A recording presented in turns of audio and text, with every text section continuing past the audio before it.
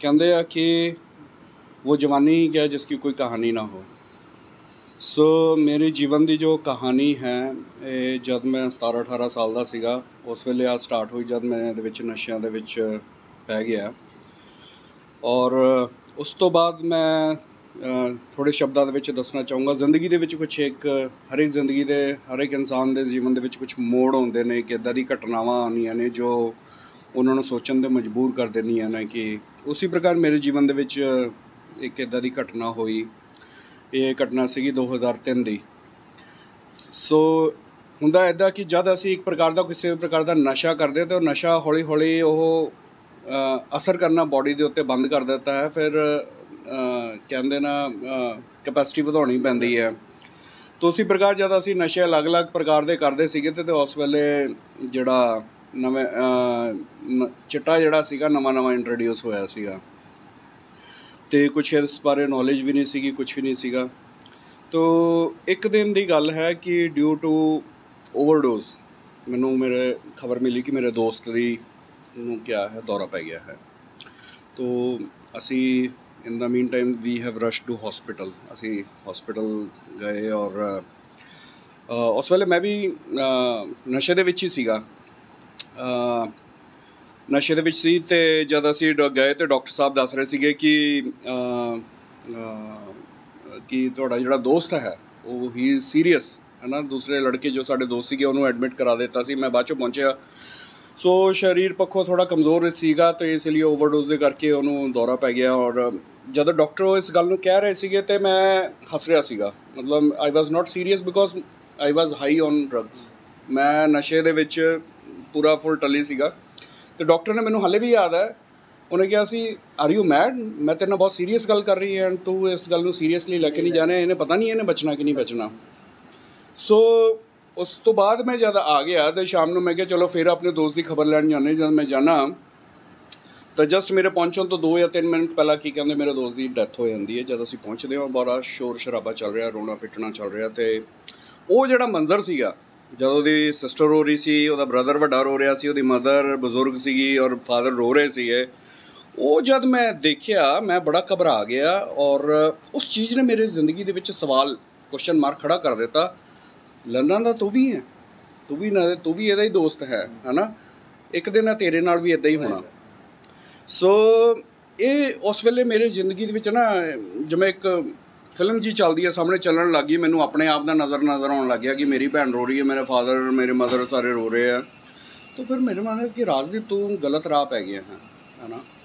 तो वो जोड़ा मंजर सीगा इस दौरान बहुत सारिया मेरे जीवन के घटनाएं मेरी जिंदगी पूरी बर्बाद हो गई सी। दो मेरे डैडी एक बहुत वड्डे ऑफिसर सीगे है ना। से सब कुछ सीगा ते जिंदगी इन्नी बर्बाद हो गई सीगी है ना। मीनस कॉलेज जाना बंद, ट्यूशन सेंटर जाना बंद, सारे पैसे इन्हों नशियां दे विच यूज़ करना। मैं क्या तू तो और कॉलेज भी नहीं जा रहा। घर दे सोचते सी कि कॉलेज जा रहा। मैं जदों सवाल उन्होंने मैं तो अपनी जिंदगी जो गोल्डन पीरियड ऑफ टाइम से उन्होंने मैं कढ़ दिता। तो फिर मैं सोचा कि ये हुण तैनूं अपनी जिंदगी दे विच कुछ फैसला लैण की जरूरत है, क्योंकि तू गलत राह फड़ लिया। तेरा एक दोस्त चले गया, एक दिन तेरी भैन भी अधेर होएगी, तेरी मदर भी अधेर होएगी। सानूं अपने माँ बाप के बुढ़ापे दे विच उन्हां दा सहारा बनना, कुछ बन के दिखाना है ना। तू मैं अपनी जिंदगी के 6, 7, 8 साल गोल्डन जिन्हों कहते पीरियड ऑफ टाइम उन्होंने बर्बाद कर दिता।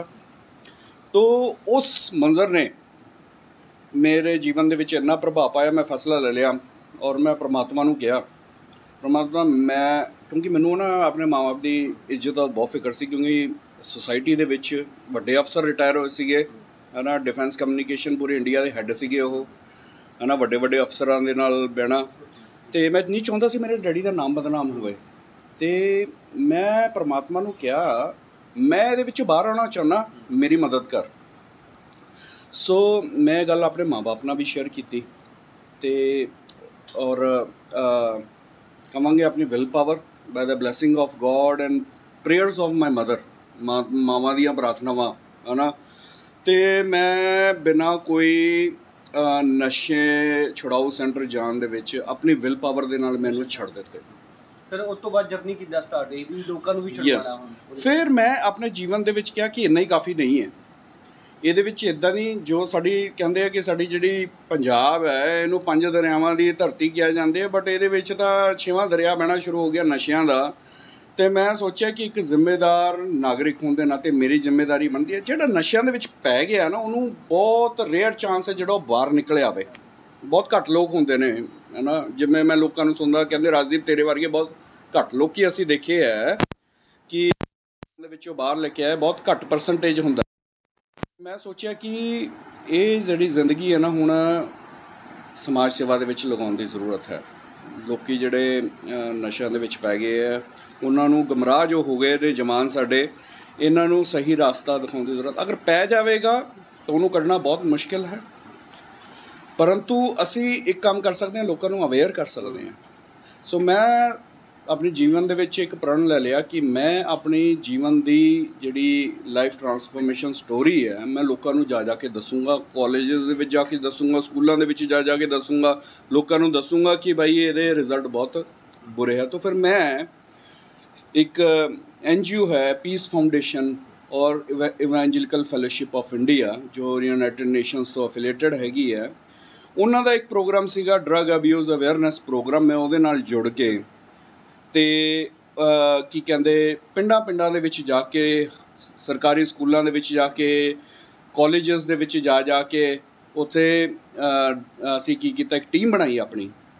ਉਹਦੇ ਵਿੱਚ ਅਸੀਂ ਇੱਕ ਸਕਿੱਟ ਦੇਣੀ ਸ਼ੁਰੂ ਕੀਤੀ ਔਰ ਉਸ ਤੋਂ ਬਾਅਦ ਮੈਂ ਆਪਣੀ ਜੀਵਨ ਤੋਂ ਦੱਸਦਾ ਸੀਗਾ ਕਿ ਭਾਈ ਇਹ ਨਸ਼ਿਆਂ ਦਾ ਕੀ ਪ੍ਰਭਾਵ ਹੋ ਸਕਦਾ। ਫਿਰ ਉਸ ਤੋਂ ਬਾਅਦ ਅਸੀਂ ਆਪਣੇ ਨਾਲ 2-3 ਡਾਕਟਰਸ ਵੀ ਲੈਂਦੇ ਹਾਂ ਅਤੇ ਫਿਰ ਉਹ ਮੈਡੀਕਲੀ ਦੱਸਦੇ ਕਿ ਸਰੀਰ ਪੱਖੋਂ ਕੀ ਹੋ ਸਕਦਾ। ਤਾਂ ਅਸੀਂ ਇਹ ਮੁਹਿੰਮ ਪੰਜਾਬ ਦੇ ਵਿੱਚ ਛੇੜਤੀ। ਤਾਂ ਤਕਰੀਬਨ 200-250 ਸਕੂਲਸ ਲੁਧਿਆਣੇ ਦੇ ਆਲੇ ਦੁਆਲੇ ਜਿਹੜੇ ਹੈਗੇ ਆ ਕਵਰ ਕੀਤੇ ਮੈਂ। ਘੁੰਮਣ ਫਿਰਨ ਦਾ ਸ਼ੌਂਕ ਮੇਰੇ ਡੈਡੀ ਨੂੰ ਵੀ ਬਹੁਤ ਸੀਗਾ ਅਤੇ ਉਹੀ ਸ਼ੌਂਕ ਮੇਰੇ ਵਿੱਚ ਵੀ ਆ ਗਿਆ। ਅਤੇ ਮੈਂ ਮੇਰੇ ਜਿਹੜੇ ਪਿਤਾ ਜੀ ਜਿੱਥੇ ਜਾਂਦੇ ਹੁੰਦੇ ਸੀਗੇ ਅਤੇ ਮੈਂ ਉਹਨਾਂ ਦੇ ਨਾਲ ਘੁੰਮਣ ਫਿਰਨ ਚਲੇ ਜਾਂਦਾ ਸੀ। ਮੇਰਾ ਕਸ਼ਮੀਰ ਦਾ ਹੀ ਮੈਂ ਬੌਰਨ ਹੈ, ਸੋ ਆਲ ਇੰਡੀਆ ਉਹਨਾਂ ਦੀ ਸਰਵਿਸ ਹੁੰਦੀ ਸੀ ਤਾਂ ਸਾਡੀ ਵੱਖ ਜਗ੍ਹਾ ਟਰਾਂਸਫਰ ਹੁੰਦੀ ਰਹਿੰਦੀ ਸੀ। ਸ਼ੁਰੂ ਤੋਂ ਮੈਨੂੰ ਪਹਾੜਾਂ ਦੇ ਨਾਲ ਬੜਾ ਪਿਆਰ ਸੀਗਾ। ਤੋ ਜਦ ਮੈਂ ਨਸ਼ਿਆਂ ਦੇ ਵਿੱਚੋਂ ਆਇਆ, ਬਾਹਰ ਨਿਕਲਿਆ, ਘੁੰਮਣ ਫਿਰਨ ਦਾ ਸ਼ੌਂਕ ਸੀਗਾ, ਮੈਂ ਬਾਈਕਿੰਗ ਨੂੰ ਅਡੋਪਟ ਕਰ ਲਿਆ, ਮੋਟਰਸਾਈਕਲਿੰਗ ਨੂੰ। ਮੈਨੂੰ ਸ਼ੁਰੂ ਤੋਂ ਬੜਾ ਸ਼ੌਂਕ ਸੀ। ਸਾਈਕਲ ਚਲਾਉਂਦਾ ਸੀ ਤਾਂ ਸਾਈਕਲ ਵੀ ਬੜਾ ਵਧੀਆ ਬਣਾ ਕੇ ਰੱਖਣਾ। ਲੋਕ ਦੇਖਦੇ ਹੁੰਦੇ ਸੀ ਯਾਰ ਸਾਈਕਲ ਕੀ ਆ, ਮੈਂ ਮੋਟਰਸਾਈਕਲ ਹੀ ਬਣਾਇਆ ਪਿਆ। ਤੋ ਉਸ ਤੋਂ ਬਾਅਦ ਫਿਰ ਮੈਂ ਬਾਈਕਿੰਗ ਦਾ ਸ਼ੌਂਕ ਕੀਤਾ। ਇਹਦੇ ਵਿੱਚ ਪੂਰੀ ਆਪਣੇ ਕਿਵੇਂ ਜੋ ਲੱਤ ਨਸ਼ਿਆਂ ਵਾਲੀ ਸੀ ਉਹ ਬਾਈਕਿੰਗ ਦੇ ਵਿੱਚ, ਘੁੰਮਣ ਫਿਰਨ ਦੇ ਵਿੱਚ ਲਗਾ ਦਿੱਤੀ। ਫਿਰ ਮੈਂ ਬਾਈਕਿੰਗ ਦੇ ਥਰੂ ਲੋਕਾਂ ਨੂੰ ਅਵੇਅਰ ਕਰਨਾ ਸ਼ੁਰੂ ਕਰਤਾ, ਕਿਉਂਕਿ ਜਿਹੜਾ ਮੋਟਰਸਾਈਕਲਿੰਗ ਕਲਚਰ ਜਿਹੜਾ ਪੰਜਾਬ ਦੇ ਵਿੱਚ ਇੱਕ ਨਵਾਂ ਐਮਰਜਿੰਗ ਕਲਚਰ ਹੈ, ਲੋਕਾਂ ਨੂੰ ਬਹੁਤ ਅਟਰੈਕਟ ਕਰਦਾ ਹੈ। ਸੋ ਮੈਂ ਕਿਹਾ ਇਸ ਦੇ ਦੁਆਰਾ ਮੈਂ ਲੋਕਾਂ ਨੂੰ ਆਪਣੇ ਕੋਲ ਅਟਰੈਕਟ ਕਰ ਸਕਦਾ ਨਾ। ਜਦ ਅਸੀਂ ਤਿਆਰ ਵਗੈਰਾ ਪੂਰਾ ਮੋਟਰਸਾਈਕਲ ਦੇ ਉੱਤੇ ਤਿਆਰ ਹੋ ਕੇ ਜਾਂਦੇ ਹਾਂ ਤਾਂ ਲੋਕ ਬੜੇ ਖਿੱਚੇ ਹੁੰਦੇ, ਪੁੱਛਦੇ ਆ ਸਾਨੂੰ ਕਿੱਥੇ ਚੱਲੇ ਹੋ ਜੀ। ਅਸੀਂ ਕਹਿੰਦੇ ਲਦਾਖ ਜਾ ਰਹੇ ਹਾਂ, ਅਸੀਂ ਲਾਹੌਲ ਸਪੀਤੀ ਜਾ ਰਹੇ ਹਾਂ। ਤਾਂ ਲੋਕਾਂ ਨੂੰ ਫਿਰ ਮੈਂ ਕੀ ਕੀਤਾ, ਮੁਹਿੰਮ ਸ਼ੁਰੂ ਕੀਤੀ। ਮੈਂ ਕਸ਼ਮੀਰ ਤੋਂ ਲੈ ਕੇ ਕੰਨਿਆ ਕੁਮਾਰੀ ਦੀ ਇੱਕ ਰਾਈਡ ਬਣਾਈ, ਹੈ ਨਾ। ਤਾਂ ਉਹਦੇ ਵਿੱਚ ਮੇਰੇ ਜੋ ਰਾਈਡ ਦਾ ਨਾਮ ਵੀ ਮੈਂ ਰੱਖਿਆ ਸੀਗਾ ਸੇ ਨੋ ਟੂ ਡਰੱਗਸ। ਹਰ ਇੱਕ ਸ਼ਹਿਰ ਦੇ ਵਿੱਚ ਜਾ ਕੇ ਜੋ ਵੀ ਜਿੱਥੇ ਵੀ ਓਪਰਚੁਨਿਟੀ ਮਿਲੀ ਲੋਕਾਂ ਦੇ ਨਾਲ ਮਿਲੇ, ਲੋਕਾਂ ਦੇ ਨਾਲ ਸ਼ੇਅਰ ਕੀਤਾ। ਸਕੂਲਾਂ ਦੇ ਵਿੱਚ ਅਗਰ ਮੌਕਾ ਮਿਲ ਗਿਆ ਉੱਥੇ ਲੈਕਚਰ ਦਿੱਤਾ। ਇਸ ਪ੍ਰਕਾਰ ਮੈਂ ਪੂਰੇ ਕਸ਼ਮੀਰ ਤੋਂ ਕੰਨਿਆ ਕੁਮਾਰੀ ਇੱਕ ਰਾਈਡ ਕੀਤੀ। ਉਸ ਤੋਂ ਬਾਅਦ ਮੇਰੇ ਜਿਹੜਾ ਮੋਟਰਸਾਈਕਲਿੰਗ ਕਲੱਬ ਹੈ ਉਹਦਾ ਨਾਮ ਹੈ nomads on wheel riding club Ludhiana.